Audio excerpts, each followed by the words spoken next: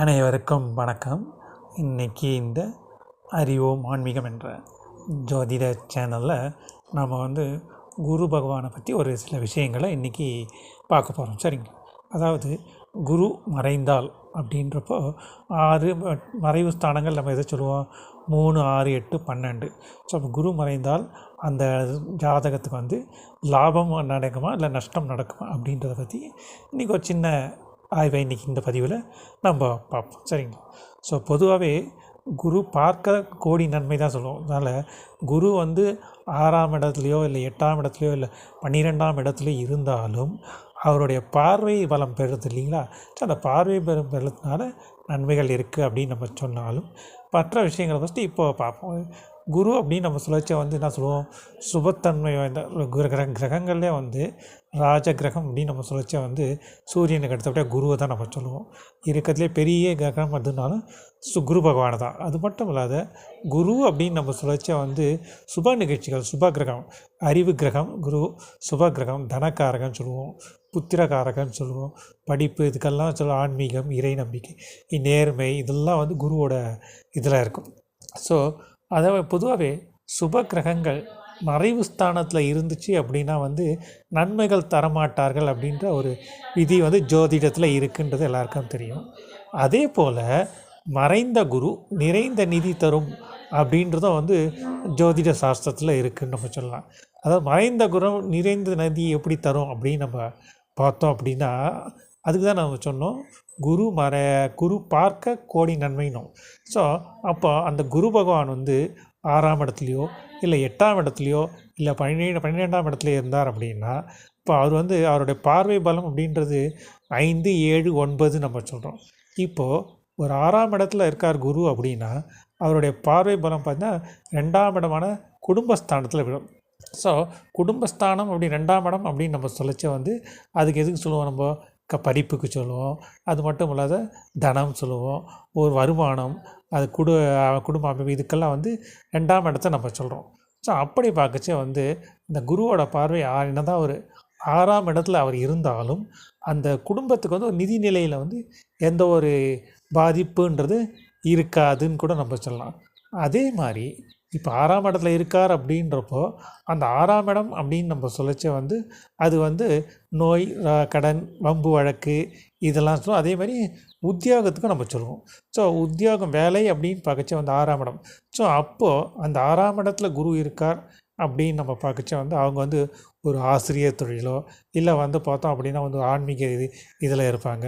அப்படி இல்லைனா படிப்பு சம்மந்தப்பட்ட விஷயங்கள், லாயர், நீதிபதிகள், இந்த மாதிரி இதில் இருக்கிறது, பெரிய பதவிகளில் இருக்கிறதுலாம் அந்த இடத்துல இருப்பாங்க.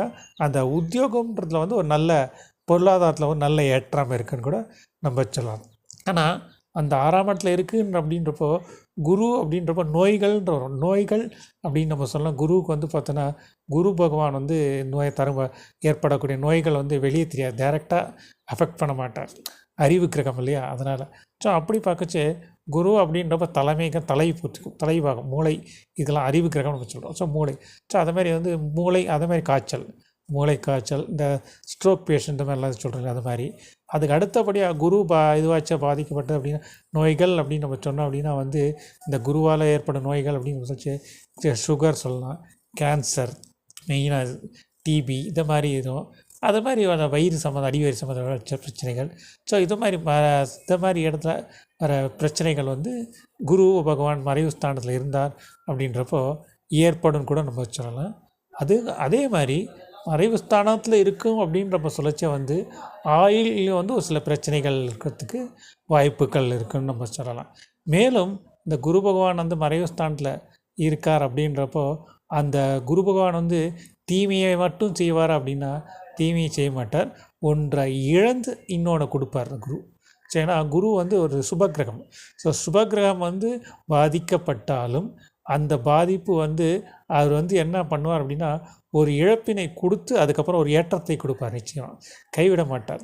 அதனால் நம்பினார் கைவிடுவதில்லை அப்படின்னு நம்ம சொல்கிறோம் இல்லைன்னா. அது மாதிரி குரு பகவான் பாதிப்பு மறைவு ஸ்தானத்தில் இருந்தாலும் ஒரு இழப்பு, ஏதாவது ஒரு பாதிப்பை கொடுத்து அதுக்கப்புறம் அந்த இது ஒரு நபர் ஒரு பெரிய லெவலில் புகழ், பேர், கீர்த்தி இதெல்லாமே கிடைக்கும். அதாவது என்ன அப்படின்னு நம்ம சொல்லிச்சு இப்போ குரு அப்படின்னா ஒன்று வந்து அவருக்கு ஒரு வாட்டி ஏதாவது பொருளாதாரத்தில் பெரிய லாஸ் இழப்பு அது மாதிரி இருப்பார், இல்லை புத்திர சோகம்.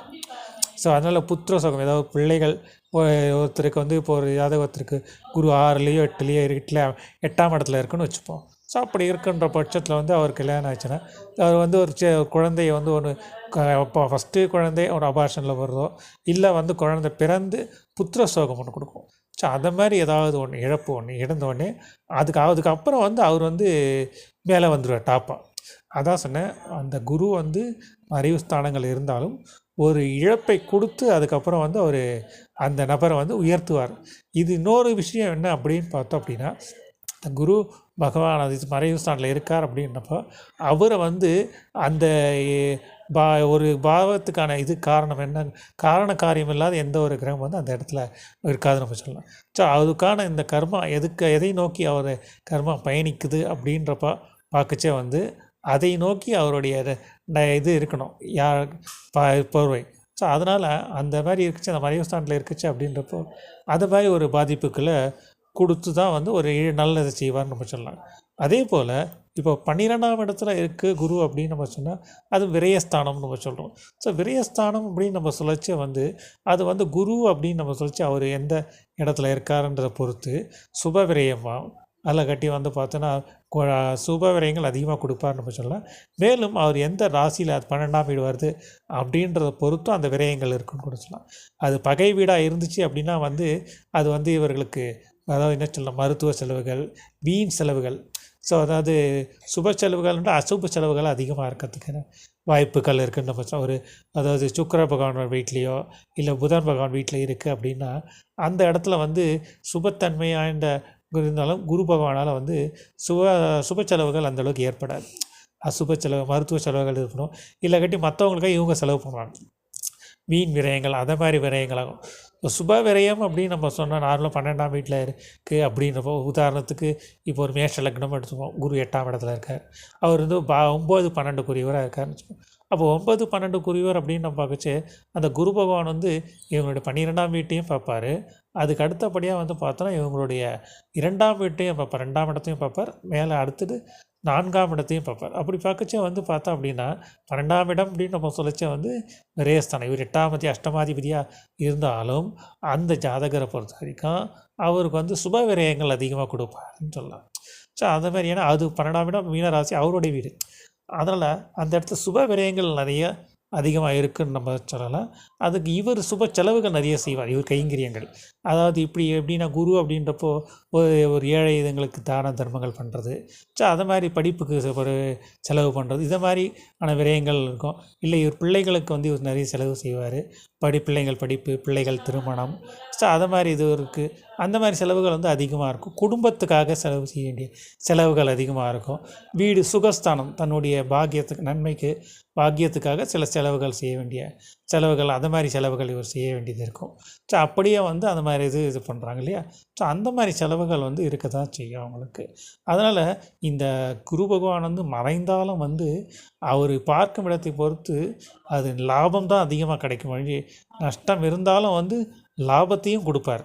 அதனால் குரு மறைஞ்சால் வந்து நஷ்டம்தான், இது கிடையாது, பாதிப்புன்றது குறைந்த அளவு பாதிப்புகளே இருக்கும். மேலும் இது வந்து அந்த குரு பகவான் இருக்கும் இடத்தையும் அந்த பார்க்கும் இடத்தையும் பொறுத்து அந்த பலன்கள் வந்து உங்களுக்கு மாறுபடும் கூட நம்ம சொல்லலாம். ஏன்னா அவர் வந்து இது வந்து ஒரு இந்த ராசி நம்ம இப்படி வச்சு நம்ம சொல்கிறோம் பொதுவாக ஆனால் அந்த கிரகம் அந்த குரு பகவான் எந்த ராசியில் இருக்கார், அவர் எத்தனாம் பார்வை அவருடைய நட்சத்திரம் எந்த நட்சத்திர சாரம் வாங்கியிருக்கார் அப்படின்றது.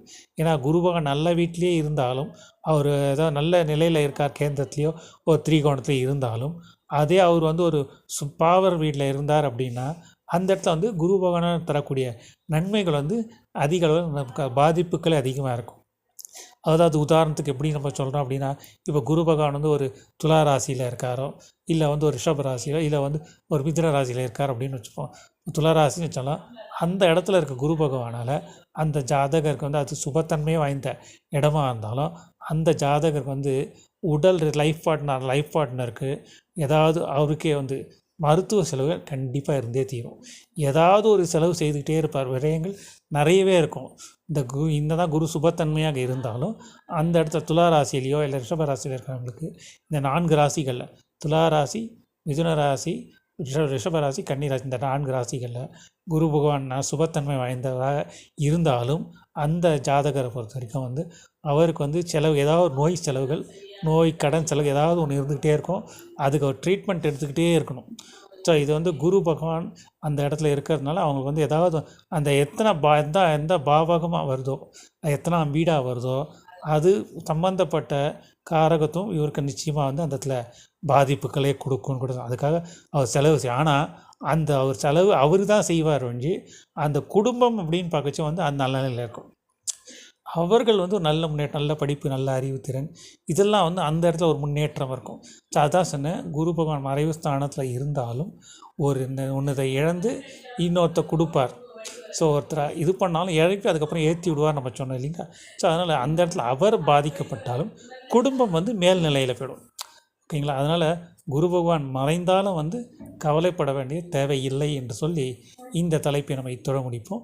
மீண்டும் இது போன்ற குரு பகவானோட தகவல் வேறொரு சமயம் வரும்போது மேலும் தகவலை சந்திப்போம் என்று சொல்லி இந்த தலைப்பை இத்தோட முடிக்கிறோம். நன்றி, வணக்கம்.